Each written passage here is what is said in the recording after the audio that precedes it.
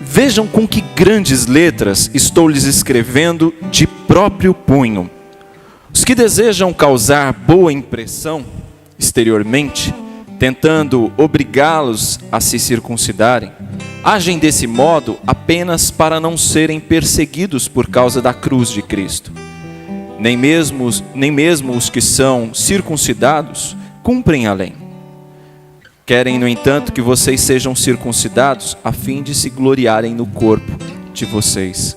Quanto a mim, que eu jamais me glorie, a não ser na cruz de nosso Senhor Jesus Cristo, por meio da qual o mundo foi crucificado para mim e eu para o mundo.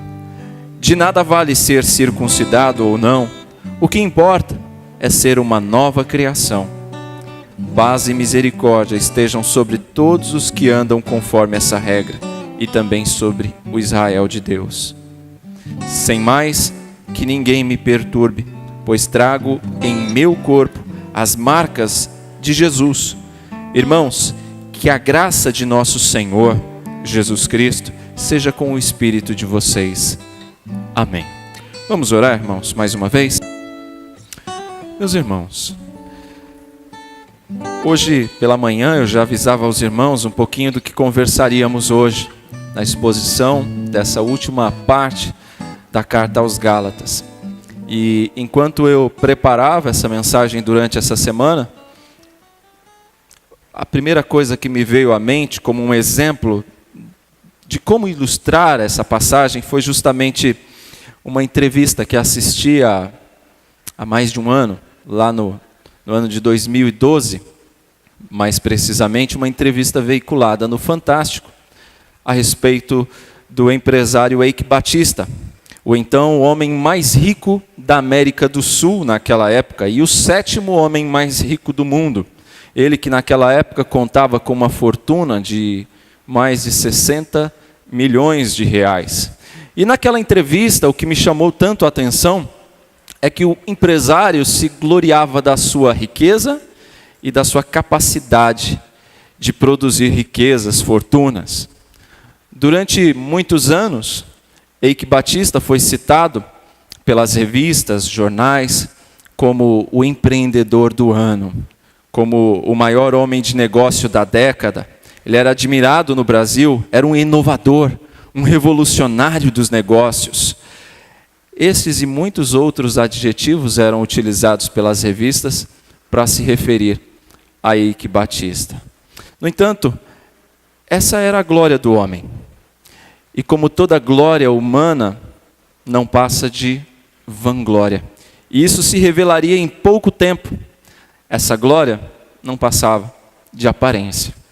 E não precisou muito tempo, foram cerca de 9 meses para que Eike Batista perdesse 99% da sua fortuna. E hoje ele é citado por muitos como o irresponsável, um mau exemplo, aquele que não deve ser imitado, exemplo daquilo que não se deve fazer de forma alguma. Enfim, odiado por muitos nos dias de hoje que confiaram nele e investiram em suas empresas e hoje também estão falidos. Bem, tudo isso nos mostra que em tão pouco tempo a glória de Eike Batista se esvaiu. Talvez alguns que estejam mais inteirados a respeito do assunto vão dizer: mas ainda lhe restam ali uns 200 milhões, né? Alguns dizem, é verdade. Mas outros tantos também dizem que ele está falido e a questão é só de tempo para ser declarado. Inclusive, recentemente li uma entrevista, um colunista, melhor dizendo, da Veja, que escreveu o seguinte a respeito de Eike Batista, dizendo que ele tem sido alvo de piadas no Brasil e no mundo. Diz ele: Batista vendeu seus aviões e seu helicóptero. E credores estão brigando pelo que restou de suas empresas. Ele não está mais no ranking de bilionários e se tornou alvo de piadas no Brasil.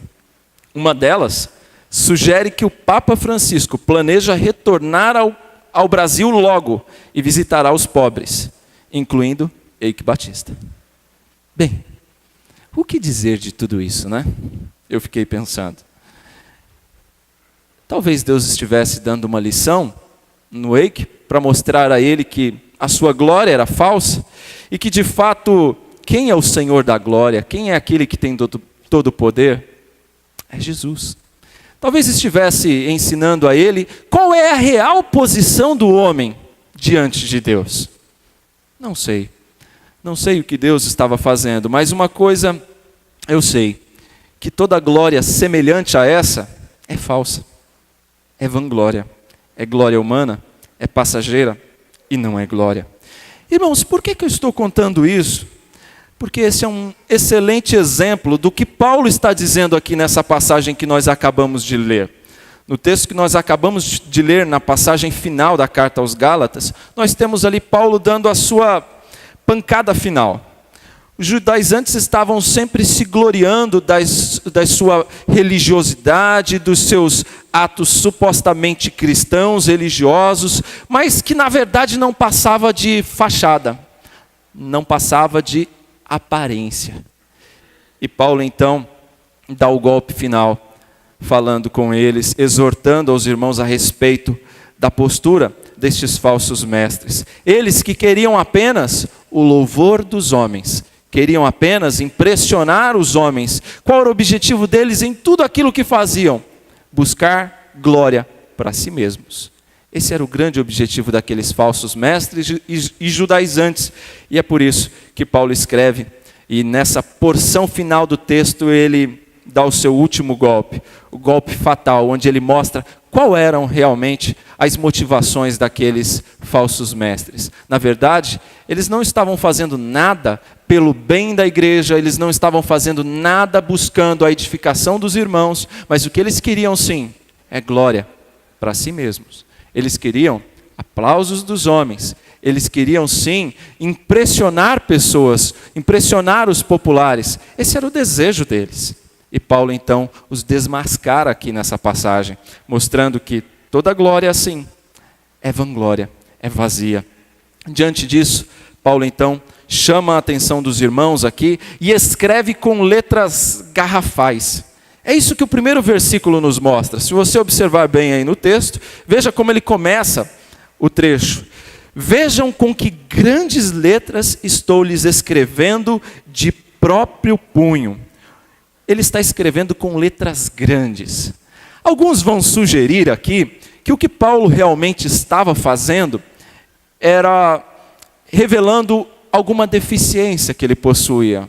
E alguns estudiosos vão dizer que o espinho na carne de Paulo era exatamente um problema nas vistas. Alguns vão cogitar a partir dessa passagem. Outros vão dizer que Paulo tivesse algum problema nas mãos, ou na mão que ele escrevia, e por isso tinha que escrever com a outra, e aí a letra ficava muito grande, mal feita. Não me parece seja essa a verdade. O que me parece sim é que Paulo está escrevendo com letras garrafais, e de próprio punho, porque ele quer enfatizar o que ele está falando. Ele quer chamar a atenção para o que está escrevendo. Era muito comum nessa época fazer uso de amanuenses, secretários, alguém que ia escrever por ele e ele então assinava ao final de cada carta, atestando a autenticidade da carta. Mas nessa carta Paulo não só assina, mas ele faz a parte final da carta de próprio punho. E ele diz isso aqui, e com letras garrafais, assim como eu e você quando escrevemos um e-mail, e é muito comum nos dias de hoje, você quando vai escrever um e-mail, o que você faz quando quer chamar a atenção para uma porção do texto que você está escrevendo? Você põe em negrito, muda a cor, sublinha, põe com uma letra maior, você chama a atenção dessa forma. Pois bem, me parece que seja exatamente isso que Paulo está querendo fazer aqui. Ele quer chamar a atenção para o que ele está escrevendo na parte final da carta, e que ele faz inclusive de próprio punho. Talvez também Paulo estivesse querendo mostrar aos irmãos, vejam, eu tenho que escrever de próprio punho para vocês. Porque se não for assim, parece que vocês não dão atenção, tornando a exortação um tanto quanto mais dura até. Mas o fato é que Paulo quer chamar a atenção para a importância do que ele passa a falar nesse instante. A primeira coisa que ele destaca aqui, irmãos, é o perigo da aparência.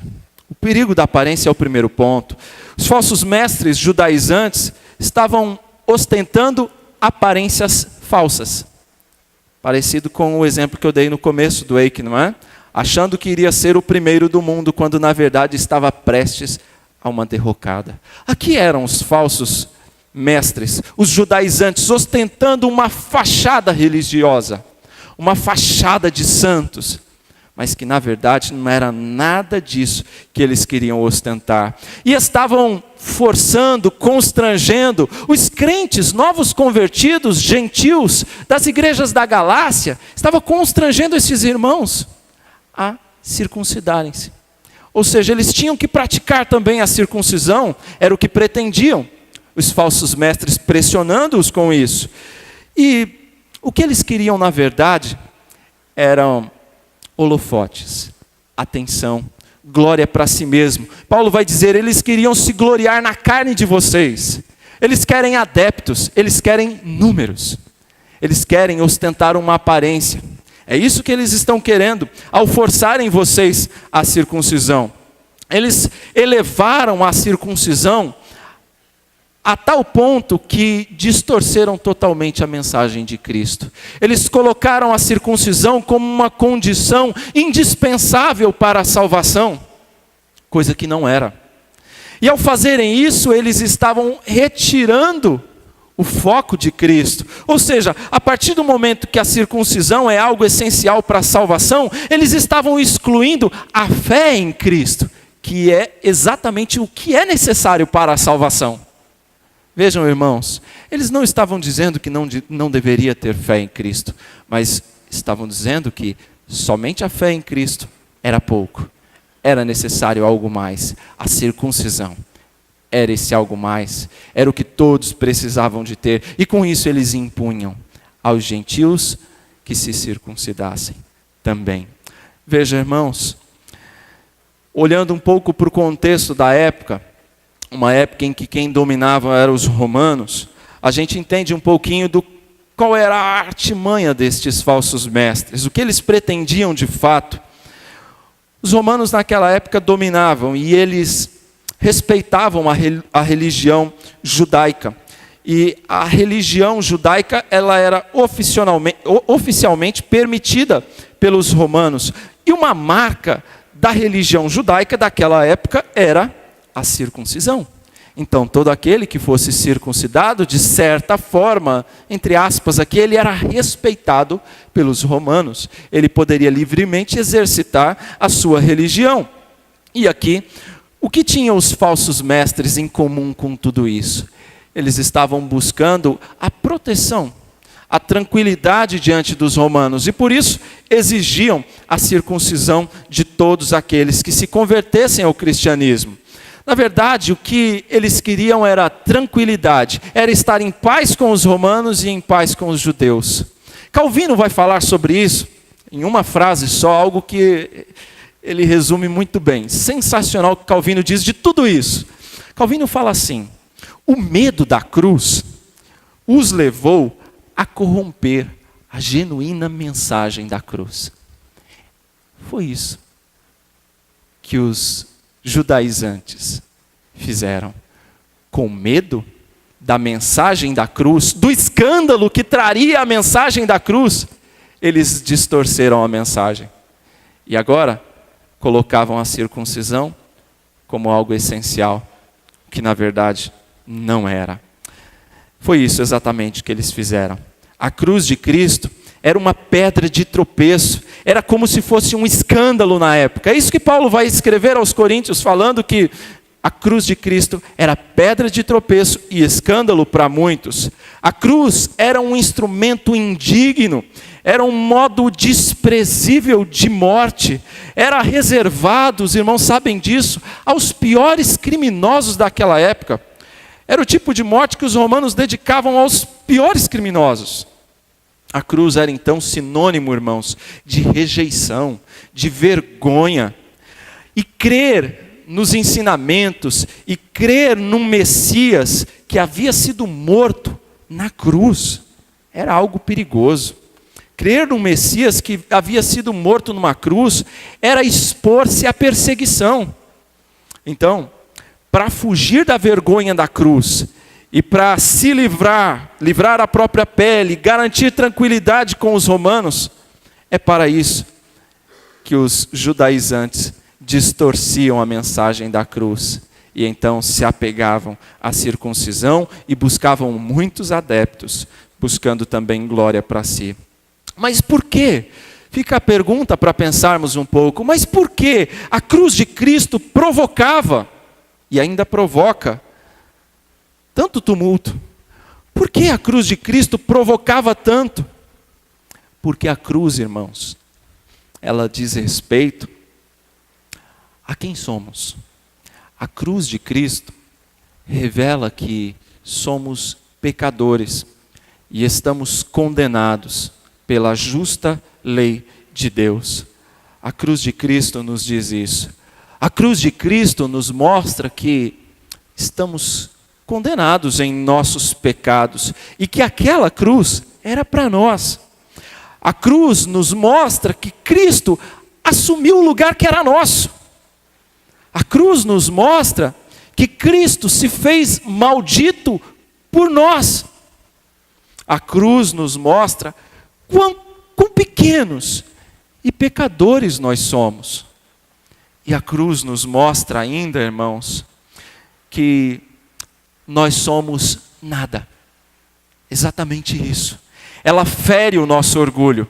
Ela nos coloca na nossa real posição. John Stott vai dizer que ao pé da cruz nós voltamos ao nosso tamanho normal, ao nosso tamanho original. É por isso que a mensagem da cruz provoca todo esse escândalo. É por isso que a mensagem da cruz é escândalo para os que se perdem. Os judaizantes eram iguais aos fariseus apontados por Jesus no texto que nós já lemos nessa noite, Mateus 23. Jesus ali é duro ao falar a respeito dos fariseus. E os judaizantes eram muito parecidos com esses fariseus a quem Jesus chama a atenção. Eles eram hipócritas. Ou seja, eles exigiam dos gentios que se convertiam aquilo que nem eles praticavam, que era a obediência da lei. Era a observância da lei que nem eles mesmos observavam. Ora, eles estavam impondo fardos pesados demais sobre os irmãos que eles próprios não eram capazes de carregar. Eles não estavam pensando na edificação dos irmãos novos convertidos. Eles estavam pensando, sim, em números, em estatísticas, em glória para si mesmos. À medida que muitos adeptos eles conseguiam, que se circuncidavam, eles se gloriavam na pele daqueles irmãos. É isso que Paulo está dizendo aqui nos versos seguintes. Ele diz no verso 12: os que desejam causar boa impressão exteriormente, tentando obrigá-los a se circuncidarem, agem desse modo apenas para não serem perseguidos por causa da cruz de Cristo. Nem mesmo os que são circuncidados cumprem a lei. Querem, no entanto, que vocês sejam circuncidados a fim de se gloriarem no corpo de vocês. Notaram? Ou seja, era se gloriar na pele do outro. Era isso que eles estavam querendo. Coisa que nem eles mesmos faziam. Irmãos, quantos líderes nos dias de hoje, em tantas igrejas pelo nosso país afora, também não caem no mesmo erro? Muitos, não é? Quantos hoje não têm buscado agradar aos homens, causar boa impressão? Quantos hoje não têm se preocupado apenas em apresentar seus relatórios com muitos números ali? Quantos não se gloriam apenas de quantos batismos realizam durante o ano? E enfim, coisas do tipo. Quando na verdade a Bíblia ensina, a palavra de Deus diz que não é isso que importa. O que importa não é ser batizado ou ser circuncidado, mas sim se a pessoa nasceu de novo. É isso que importa. Se é nova criatura, se experimentou o novo nascimento em Cristo Jesus. E é isso que Paulo vai falar com tanta força aqui. Quanto a mim, eu jamais me gloriei a não ser na cruz de Cristo, de nosso Senhor Jesus Cristo, por meio do qual o mundo foi crucificado para mim e eu para o mundo. Veja o verso 15. De nada vale ser circuncidado ou não. O que importa é ser uma nova criação. O que importa não é a circuncisão ou a incircuncisão. O que importa é ser nova criação, é ter nascido de novo em Cristo Jesus. Isso é o que faz toda a diferença. Como o nosso irmão Ciro já bem destacou na sua leitura aqui, do texto de João 3. Nicodemos estava buscando realmente o que importa. O que precisava era conhecer mais da lei, era observar algum mandamento especificamente. Jesus mostra a ele que o que importa é nascer de novo. O que vai fazer toda a diferença, Nicodemos, é nascer de novo. Se você não nasceu de novo, todo o resto é nada. E pensando um pouco nesse assunto, e pensando no nosso tema do ano, irmãos, que é trabalho para o Senhor, o nosso trabalho para o Senhor não é vão, nós podemos afirmar que não importa quantos levantam as mãos e dizem, eu vou trabalhar esse ano, buscando nada mais, nada menos do que boa impressão diante dos homens. Mas o que importa efetivamente são quantos arregaçam as mangas e se dedicam ao trabalho efetivamente, quantos fazem o trabalho para a glória de Deus efetivamente. Isso é o que importa. Não importa levantar a mão, importa fazer. No verso 15, que nós lemos, Paulo deixa claro que não é a circuncisão ou a falta dela que significa qualquer coisa, mas o que realmente importa é ser uma nova criação, é nascer de novo em Cristo, é nascer do alto, é a regeneração que é produzida pelo Espírito Santo à medida que ouvimos a mensagem. E o Espírito Santo trabalha em nosso coração, nos conduzindo à fé genuína em Cristo Jesus. Isso é o que importa. Isso é obra de Deus. Eu me recordo de uma irmã uma vez, que eu conversava com ela, e falávamos a respeito do seu futuro genro.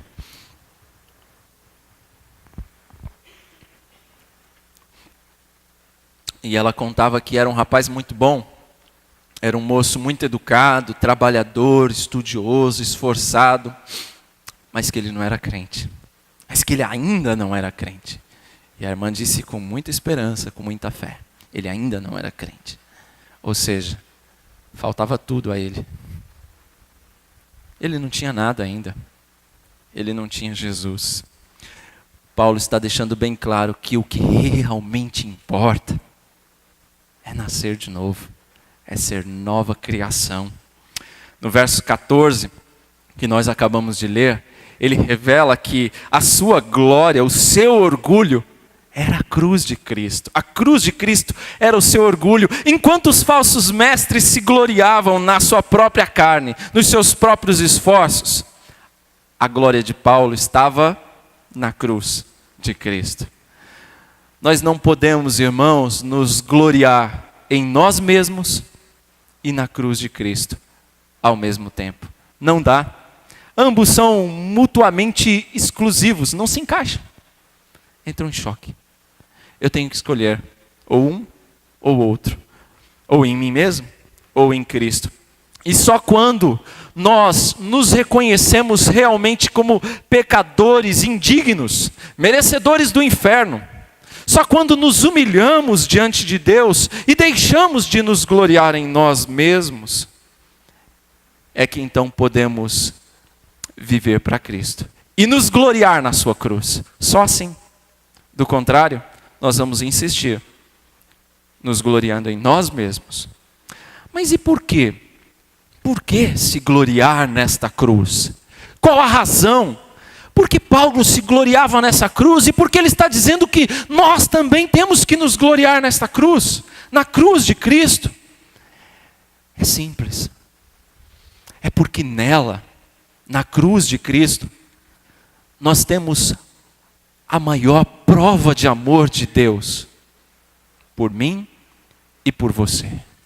É porque na cruz de Cristo se manifestou a justiça de Deus. É porque na cruz de Cristo foram cravados os meus e os seus pecados. É porque por meio da cruz de Cristo o caminho para o Pai foi aberto.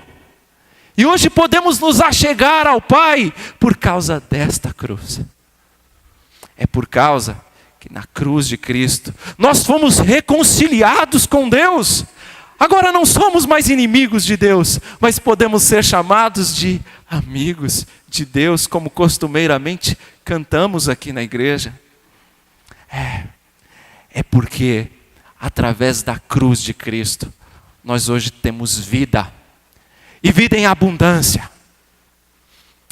Na cruz de Cristo nós nos identificamos com Ele. Nos identificamos com Cristo, tanto na sua glória, como também nos seus sofrimentos. Assim como Paulo, irmãos, nós também precisamos morrer para o mundo, e o mundo morrer para nós. Também precisamos disso. E o que isso quer dizer, irmãos? Nós temos que perder o encanto pelo mundo. É isso mesmo. Perder o encanto pelo mundo. E o mundo também, consequentemente, perder o encanto por nós. Mas, sendo ainda mais específico, o que é que isso quer dizer? Isso quer dizer que nós temos que rejeitar as atrações e os prazeres pecaminosos desse mundo. Isso quer dizer que todos os prazeres e tesouros terrenos, as honras, os valores deste mundo, que tanto querem nos afastar do amor de Deus, estas coisas precisam morrer para nós, e nós para elas. Consequentemente, irmãos, à medida que vivermos assim, o mundo nos odiará. Jesus disse isso. E quando isso acontecer, nós precisamos lembrar aquilo que Jesus também disse. No Sermão do Monte, bem conhecido dos irmãos, Jesus vai dizer: bem-aventurados os perseguidos por causa da justiça, pois dele é o reino dos céus. Bem-aventurados serão vocês quando por minha causa os insultarem, os perseguirem e levantarem todo tipo de calúnia contra vocês. Alegrem-se e regozijem-se, porque grande é a sua recompensa nos céus, pois da mesma forma perseguiram os profetas que viveram antes de vocês. Ser comparado com esses profetas que viveram antes de nós, isso sim é glória de verdade. Isso sim importa. Pois bem, irmãos, isso é ser nova criatura. Isso é nascer de novo em Cristo, é viver em novidade de vida. É isso que realmente importa. É o que é real e que excede as aparências. Queremos ir além das aparências. Queremos viver a prática deste cristianismo que Jesus nos ensina. No decorrer da história, ao longo da história da igreja, o povo de Deus tem repetido constantemente esses erros. E o profeta Isaías vai chamar a atenção do seu povo naquela época. Isaías, do capítulo 29, no verso 13, ele vai dizer: este povo me honra com os seus lábios, mas o seu coração está longe de mim. Ou seja, ele estava apontando ali a falsa religiosidade, a religiosidade vazia, sem vida, morta. Irmãos, formalismo religioso não nos leva a lugar nenhum. Esse formalismo religioso era a marca da igreja medieval na época da Reforma. Mas aqueles que se gloriam na cruz de Cristo, ao invés de em si mesmo, eles agem conforme Paulo ensina aqui. Eles vivem segundo essa regra. Ele diz nos versos 16 agora: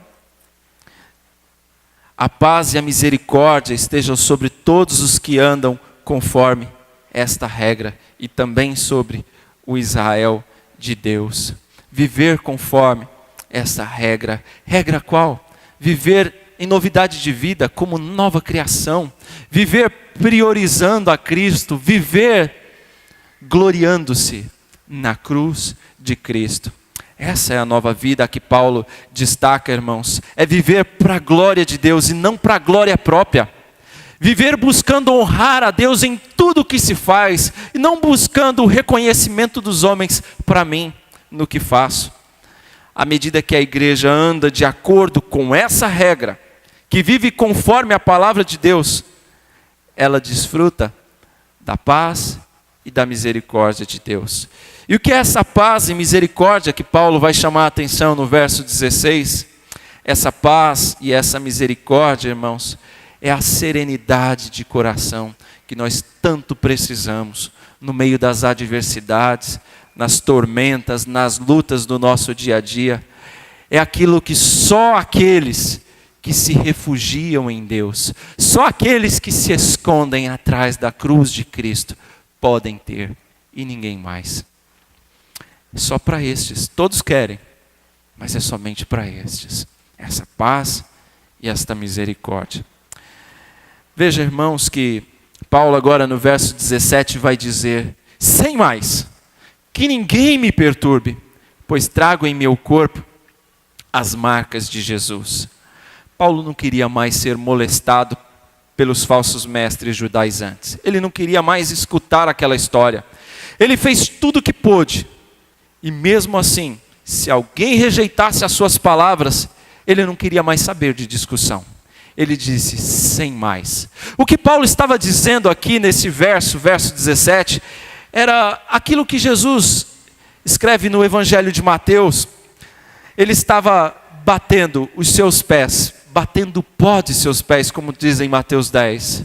Ele estava lavando as mãos. Era isso que Paulo estava fazendo. Eu não quero mais ser importunado a respeito deste assunto. Batendo então a poeira de seus pés. E isso bastava. Veja, Paulo diz aqui, eu carrego em meu corpo as marcas de Cristo. E isso basta. Essas são as minhas credenciais. As minhas credenciais não são o fato de ser judeu de judeus, de ter sido circuncidado ao 8º dia, de ser de uma linhagem nobre. Essas não são as minhas credenciais. As minhas credenciais são o fato de ser nova criatura em Cristo Jesus e me gloriar na sua cruz. As minhas credenciais são os sofrimentos que eu carrego, as marcas de Cristo no meu próprio corpo, aquilo que eu paguei na pele pelo Evangelho. Essas são as minhas credenciais. É aquilo que ele vai dizer lá em 2 Coríntios 11, verso 23 e 25. Essas são as credenciais de Paulo. 11, 23 e 25, Paulo diz assim: são eles servos de Cristo?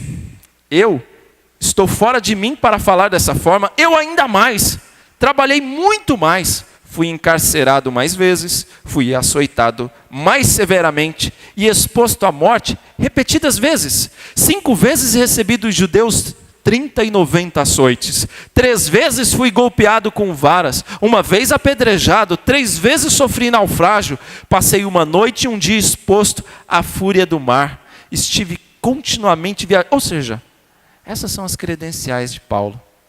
As marcas que ele carregava no seu próprio corpo por pregar a mensagem de Cristo. E isso bastava.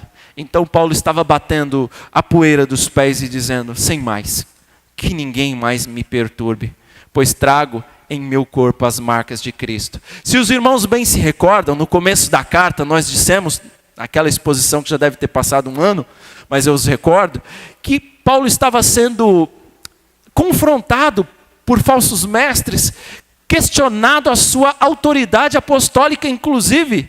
E aqui então ele volta ao assunto e encerra dizendo, não quero mais ser importunado com esses assuntos. Essas são as minhas marcas. As marcas que carrego no corpo por pregar a mensagem de Cristo. Por pregar a verdadeira palavra de Deus.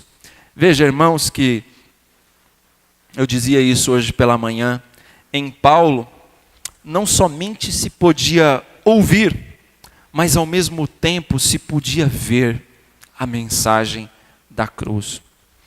Aos olhos do mundo, as suas marcas eram vergonhas, mas diante de Deus e dos santos anjos, essas marcas eram as maiores honras que um homem podia ter.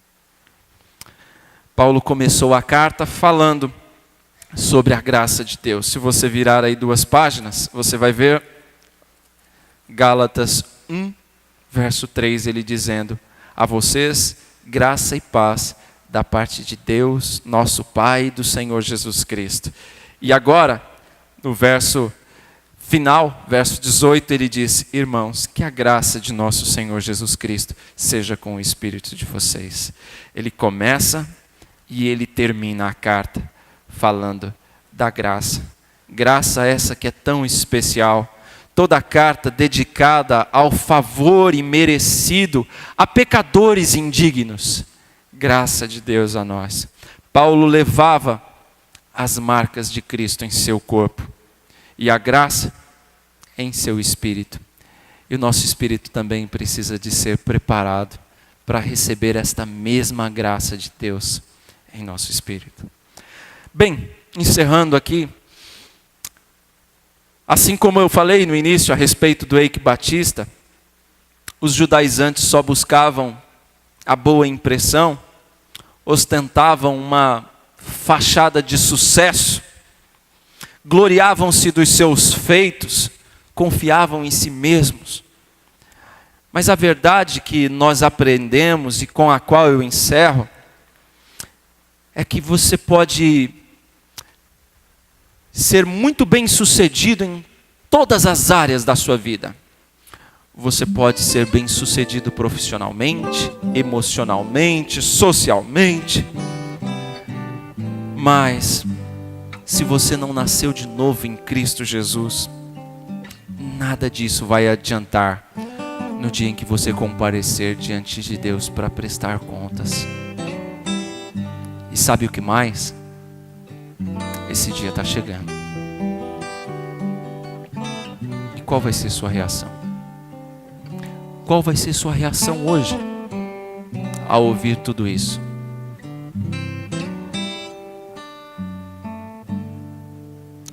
Pare de confiar em si mesmo. Pare de gastar a sua vida confiando nos seus próprios méritos, no seu esforço pessoal. Pare. Toda glória mundana é passageira. Toda glória desse mundo é vão. É em vão. Glorie-se tão somente em Cristo e na sua cruz, porque isso sim faz toda a diferença. Que Cristo seja tudo para você também. Amém? Que Deus, pois, nos abençoe.